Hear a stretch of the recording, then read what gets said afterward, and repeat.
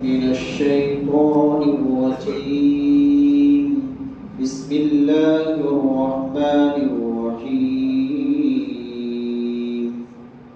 ويل لكل همزة لمزة الذي جمع ماله وعدده يحسب أن ماله أخلده كلا لينبذن في الحطمة وما أدراك ما الحطمة نار الله الموقدة التي تطلع على الأفئدة إنها عليكم مؤصدة في عمد ممددة.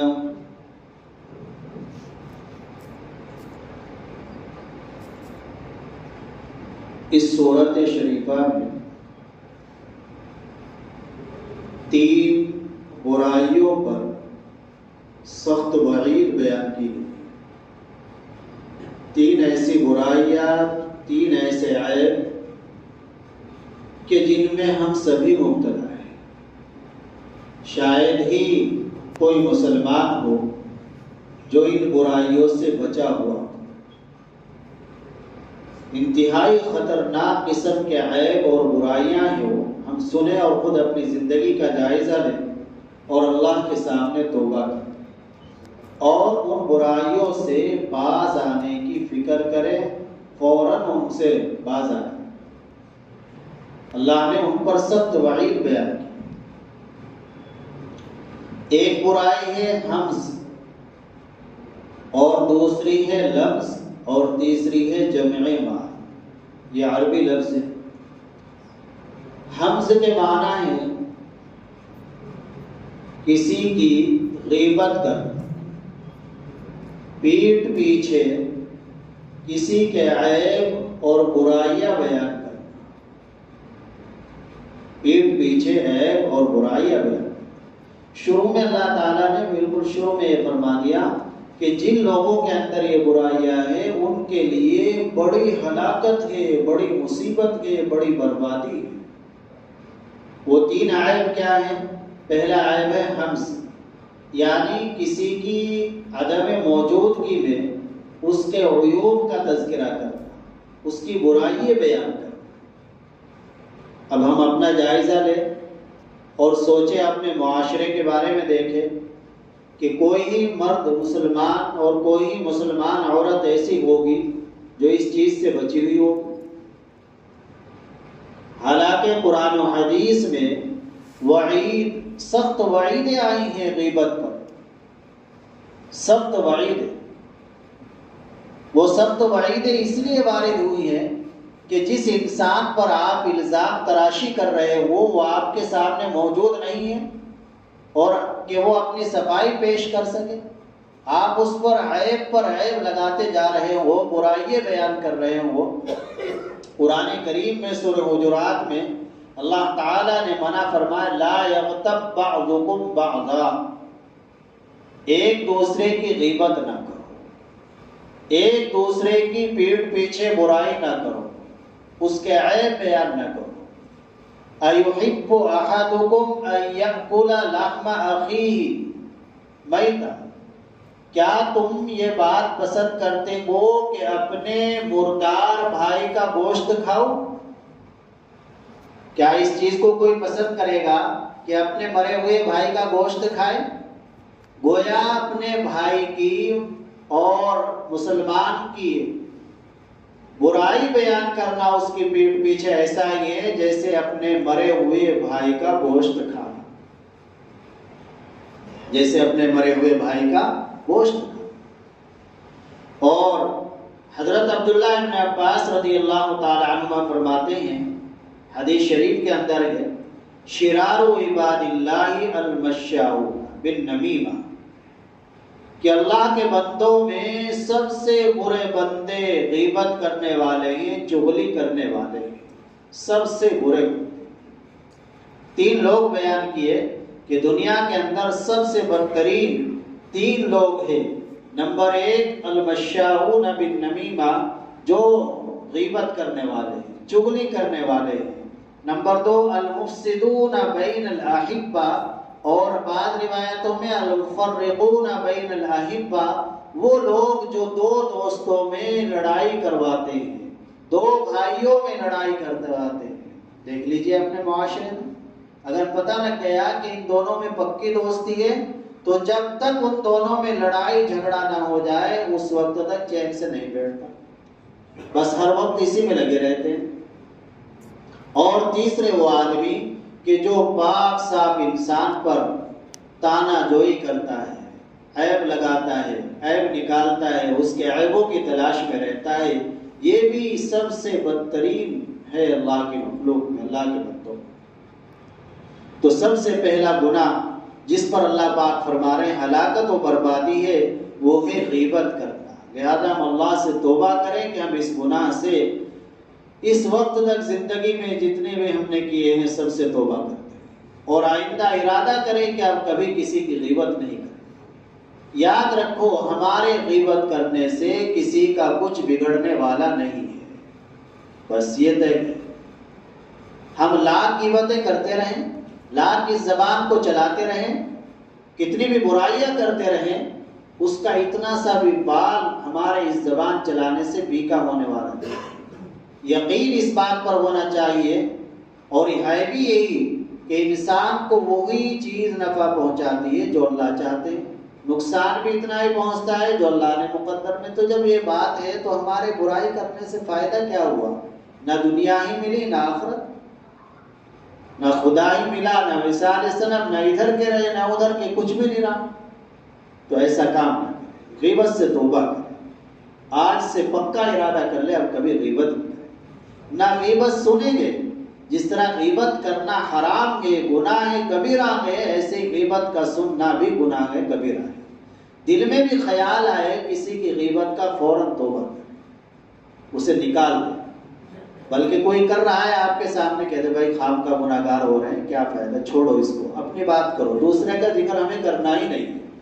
تو پہلی چیز تو یہ ہو، دیکھنا کہ اس پر سخت وعید آ رہی ہے۔ پہلے تو اللہ نے فرما دیا ویل، ہلاکت ہے، بربادی ہے، اللہ فرما رہے ہیں۔ ذرا اس نظریے سے دیکھو آپ، کوئی عام انسان کہنے والا نہیں ہے، انسان نہیں ہے، احکم الحاکمین ہے، اللہ کہہ رہے ہیں۔ بڑا آدمی اگر کوئی کہے کہ سزا ملے گی تو وہ سزا بھی بڑی ہی ہوتی ہے۔ دنیا میں اگر کوئی بڑا آدمی کہہ دے سزا ملے گی تو سزا وہ چھوٹی نہیں ہوتی، وہ بڑی ہی ہوتی ہے۔ دوسرا ہے بیان فرمایا لمز، یہ بھی لمز کہتے ہیں کہ منہ پہ ہی دوسرے کو برا کہنا۔ بہت سے لوگ کہتے ہیں اور بڑا فخریہ طور پر بیان کرتے ہیں کہ بس میرے اندر یہی کمی ہے کہ میں پیچھے نہیں کہتا، منہ پہ کہہ دیتا ہوں۔ تو منہ پہ کہنا کوئی اچھی بات ہے؟ بری بات تو نہ پیچھے کہی جائے نہ منہ پہ کہی جائے۔ آپ ایک مسلمان کو ذلیل کر رہے ہو، اس کی توہین کر رہے ہو اس زبان سے، حالانکہ یہ پتہ نہیں کہ یہ زبان کب بند ہو جائے۔ اللہ سے ڈرنا چاہیے، اللہ نے یہ زبان دی ہے، ذرا سے عہدے پر یا ذرا سے مال پر فخر کرنا، تکبر کرنا، زبان چلانا۔ کتنے لوگ ہیں رات میں صحیح سوتے ہیں، صبح میں زبان پر فالج پڑا ہوا ہوتا ہے۔ اللہ سے ڈرنا چاہیے۔ اللہ کے نبی صلی اللہ علیہ وسلم نے فرمایا 2 چیزوں کی ضمانت دے دو، جنت کی ضمانت دے رہا ہوں، زبان کی اور شرمگاہ کی۔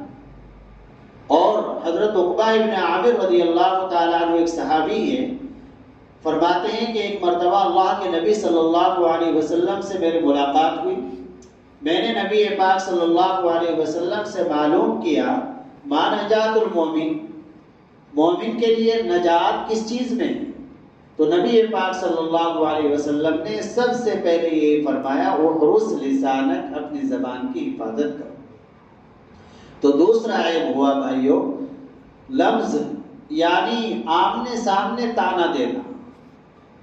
تانا دینا، کوئی احسان کر رکھا ہے اسے جتانا، تانا زنی کرنا، برائییں کرنا، سامنے گالی دینا، گلوچ کرنا، ایسی بات کہنا جس سے سامنے والے کو اذیت اور تکلیف پہنچے، یہ سب لفظ میں آتا ہے۔ اور تیسرا عیب بیان فرمایا، تیسرے دیکھو یہ بھی چیز ہمارے اندر پائی جاتی ہے یا نہیں، یہ ایسے عیب ہیں یہ بھی چیزیں پائی جاتی ہیں۔ جہاں ہمارا ذرا سا بس نہیں چلتا، جہاں ہمارا بس چلتا ہے ذرا سی طاقت ہوتی ہے، سامنے والا کمزور ہے تو نہ جانے ہم اسے کیا کیا کہہ گزرتے ہیں۔ سوچیں ہم آپس میں کہ ایسا ہمارا حال ہے یا نہیں۔ طاقتور آدمی ہے اس کے سامنے تو کہنے کی ہمت نہیں ہوتی، بعد میں کہتے ہیں۔ کمزور آدمی سامنے ہے تو وہیں گولی چلا دیتے ہیں، وہیں زبان کھول دیتے ہیں۔ یہ مومن کی شان نہیں ہے، ایسے لوگوں کا انجام برا ہوتا ہے۔ تیسری چیز اللہ کے نبی صلی اللہ علیہ وسلم اللہ تعالیٰ نے فرمایا الذی جمع مالا وعددا، جمع مال یعنی ان لوگوں کے لیے بھی ہلاکت و بربادی ہے جو مال کو جمع کر کے رکھتے ہیں اور اس کو گنتے رہتے ہیں فخر کے طور پر، اور یہ سمجھتے رہتے ہیں کہ بس میرا تو سب کچھ مال ہی ہے، کچھ بھی ہوگا میں مال میرا مجھے بچا لے گا، کچھ بھی مصیبت پریشانی آئے گی میرا مال مجھے بچا لے گا۔ تو ایسے لوگوں کے لیے بھی ہلاکت و بربادی ہے۔ اگر ایسا ہوا کرتا تو پھر تو کوئی بھی مالدار کبھی پریشانی میں مبتلا نہ ہوتا، کوئی بھی مالدار مصیبت زدہ نہ ہوتا، سب مالدار سکون سے رہتے، حالانکہ ایسا نہیں ہے۔ تو یہ جو اللہ نے فرمایا مال جمع کرنا کوئی برائی نہیں ہے، مال جمع کرے اس کے حقوق ادا کرتا رہے حلال طریقے سے، لیکن یہ سوچتا رہے کہ یہ مال جو مجھے مل رہا ہے یہ میرا کوئی کمال نہیں، اللہ کے فضل سے مل رہا ہے، اور زکوٰۃ ادا کرتا رہے، صدقہ دیتا رہے، اور مال پر بھروسہ نہ کرے، بھروسہ اللہ کی ذات پر، بھروسہ اللہ کی ذات پر، حلال مال جمع کرنا کوئی۔ لیکن ایسے لوگ ہوتے ہیں کہ جو رات دن مال جمع کرنے میں لگے ہوئے ہیں، اکاؤنٹ کو چیک کر رہے ہیں کتنا ہے، پیسے رکھے ہیں گھر میں انہیں بار بار گن کے دیکھ رہے ہیں، بس سب کچھ انہی میں منہمک ہے۔ تو ایسے لوگوں کے لیے ہلاکت و بربادی ہے۔ یحسب ان مالہ اخلدا، وہ گمان کر بیٹھتا ہے کہ اس کا مال اس کو ہمیشہ رکھے گا، اس کا مال ہمیشہ اس کو اس دنیا میں رکھے گا اور اسے موت ہی نہیں آئے گی، کوئی پریشانی ہی نہیں آئے گی، یہ گمان کر بیٹھتا ہے میرا تو سب کچھ مال ہے، پیسے سے ہوتا ہے۔ کلا، اللہ فرمان ہرگز نہیں، یہ جو مال جمع کر رہے ہو یہ مال ہمیشہ تمہیں نہیں رکھے گا، بلکہ انجام بہت برا ہونے والا ہے۔ کیا برا انجام؟ لَيُنبَذَنَّ بِالْحُطَمَةِ، ایسا شخص ضرور بھی ضرور ڈالا جائے گا چورا چورا کر دینے والی میں۔ اس سے مراد ہے جہنم کی آگ۔ حطمہ کے معنی ہے چورا چورا کر دینا، بالکل ٹکڑے ٹکڑے کر دینا، توڑ پھوڑ کر رکھ دینا۔ اور اللہ فرما رہے ہیں وَمَا أَدْرَاكَ مَا الْحُطَمَةُ، تمہیں معلوم بھی ہے وہ چورا چورا ٹکڑے ٹکڑے کر دینے والی کیا چیز ہے؟ نار اللہ الموقدہ، وہ اللہ کی آگ ہے جو اللہ کے حکم سے جلائی گئی ہے، سلگائی گئی ہے۔ اللہ کی آگ، سب کچھ اللہ کے ہیں، یعنی اس آگ کی شدت اور سختی کی طرف اشارہ ہے کہ وہ انتہائی خطرناک قسم کی آگ ہوگی، انتہائی سخت آگ ہوگی، ایسی آگ ہوگی التی تطلع علی الافئدہ، کہ جو دلوں تک پہنچ جائے گی۔ دلوں تک پہنچ جائے گی کیا مطلب؟ یعنی جیسے ہی انسان اس آگ میں ڈلے گا تو اس کا ریزہ ریزہ ہو جائے گا، اس کا دل بھی جل جائے گا۔ دنیا کی جو آگ ہوتی ہے اس میں انسان جلتا ہے تو دل جلنے سے پہلے، دل تک آگ کے پہنچنے سے پہلے ہی وہ مر جاتا ہے، لیکن جہنم کی جو آگ ہوگی وہ فوراً دل پر اثر کرے گی، دل پر پہنچے گی۔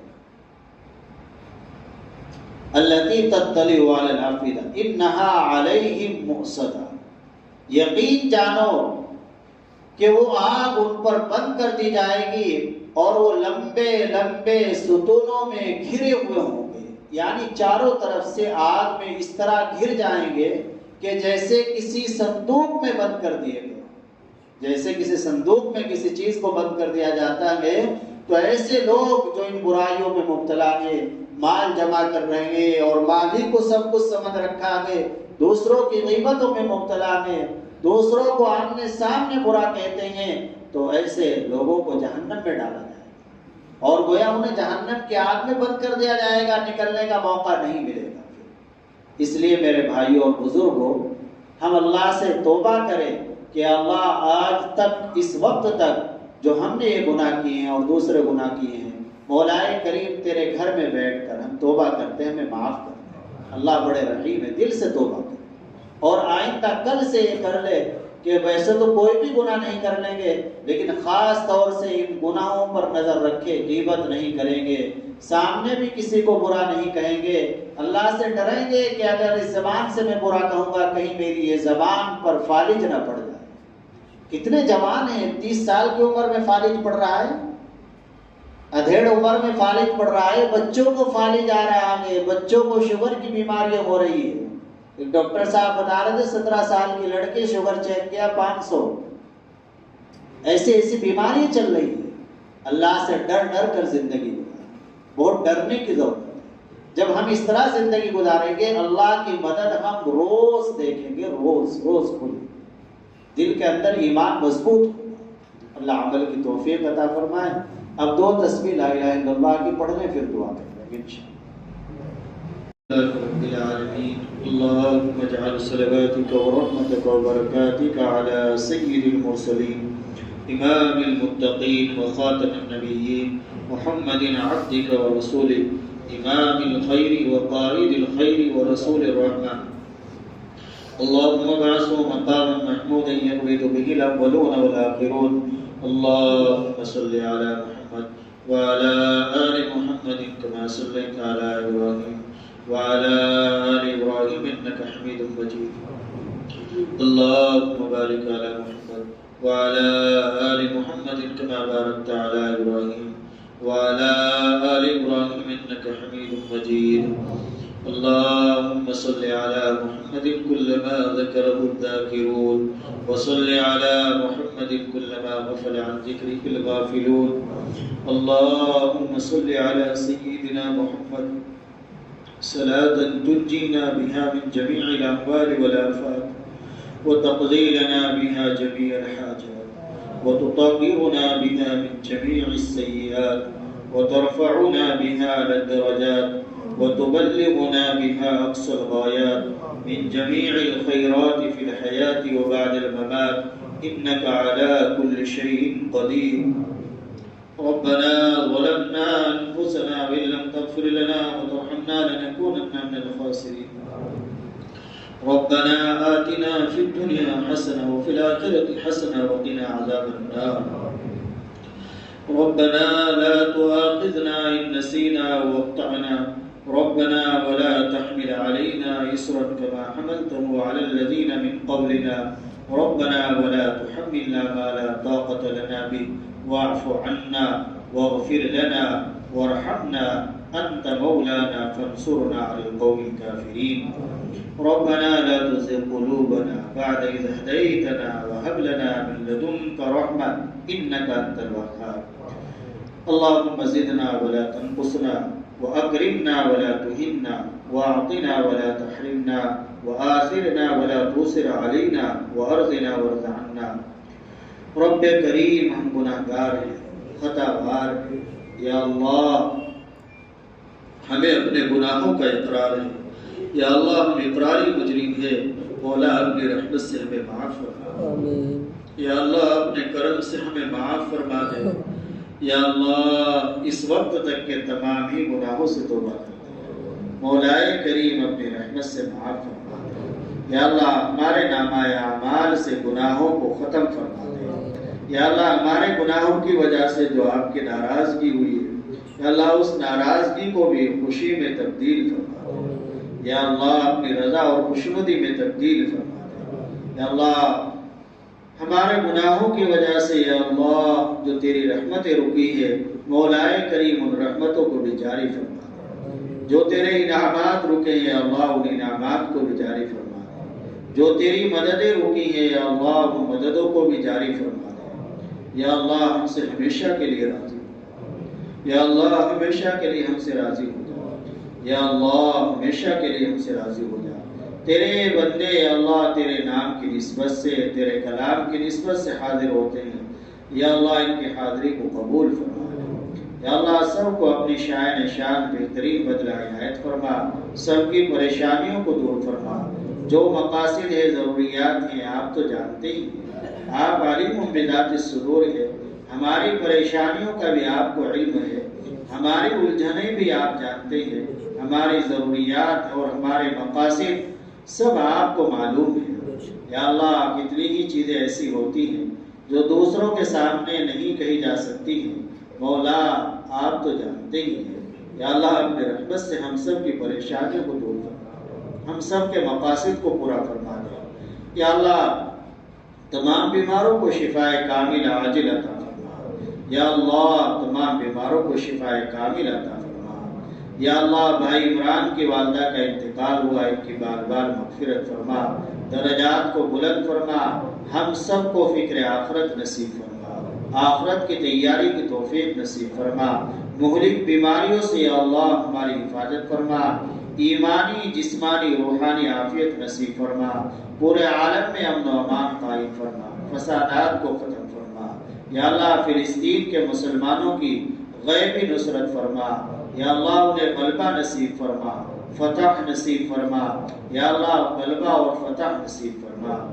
یا اللہ ہم سے مانگنا نہیں آتا، آپ کو دینا آتا ہے۔ مولا کریم ہم جاہل ہیں، عاجز ہیں، نہ کچھ جانتے ہیں نہ کچھ کر سکتے ہیں۔ یا اللہ آپ علیم ہیں، قادر ہیں، ہر چیز کو آپ جاننے والے ہیں، ہر چیز پر آپ کی قدرت ہے۔ مولا جو ہمارے لیے دارین کے لحاظ سے خیر ہے وہ سب عطا فرما دیجئے، جو ہمارے لیے شر ہے اس سے ہمیں محفوظ فرما دیجئے۔ یا اللہ ہماری دعا کو اپنے فضل و کرم سے قبول فرما۔ صلی اللہ تعالی